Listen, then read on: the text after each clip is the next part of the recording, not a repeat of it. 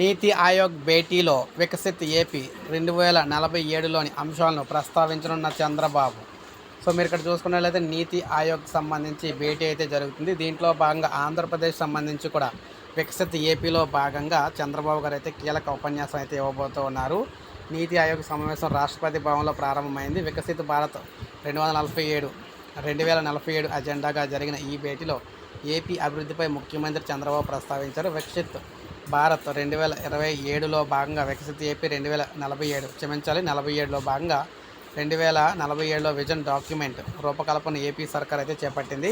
Viksit AP 2047లోని అంశాలు నీతి ఆయోగ్ భేటీలో చంద్రబాబు అయితే ప్రస్తావించారు. వికసిత్ భారత్, వికసిత్ ఏపీ లక్ష్య సాధనకు అమరావతి, పోలవరం ప్రాజెక్టులు ఏ విధంగా ఉపకరిస్తాయో చెప్పనున్నారు. ఏపీలో ప్రైమరీ సెక్టార్ పరిధిలోకి వచ్చే వ్యవసాయం, ఆక్వా రంగాలను అవకాశాలను నీతి ఆయోగ్ సమావేశంలో ప్రస్తావించనున్నారు. జీడీపీ గ్రోత్ రేటు పెరుగుదలకు తాము పెట్టుకున్న టార్గెట్, చేపట్టనున్న ప్రణాళికలను చంద్రబాబు అయితే వివరించనున్నారు. సేవల రంగ అభివృద్ధికి ఏపీలో ఉన్న అవకాశాలను ప్రత్యేకంగా ప్రస్తావించారు. డిజిటల్ కరెన్సీ ఆవశ్యకతను కూడా వివరించనున్నారు. వికసిత్ భారత్, వికసిత్ ఏపీ విషయంపై ఇప్పటికే చంద్రబాబుతో నీతి ఆయోగ్ సీఈఓ సుబ్రహ్మణ్యం భేటీ అయ్యారు. బడ్జెట్లో ఏపీకి ప్రత్యేక కేటాయింపులు జరిపినందుకు నీతి ఆయోగ్ సమావేశంలో భాగంగా చంద్రబాబు ప్రధానికి కృతజ్ఞతలు కూడా తెలిపారన్నమాట. సో ఇది ఏపీ అభివృద్ధికి సంబంధించి చంద్రబాబు గారు కట్టుబడి ఉన్నారని చెప్పేసి క్లియర్గా తెలియజేస్తున్నారు.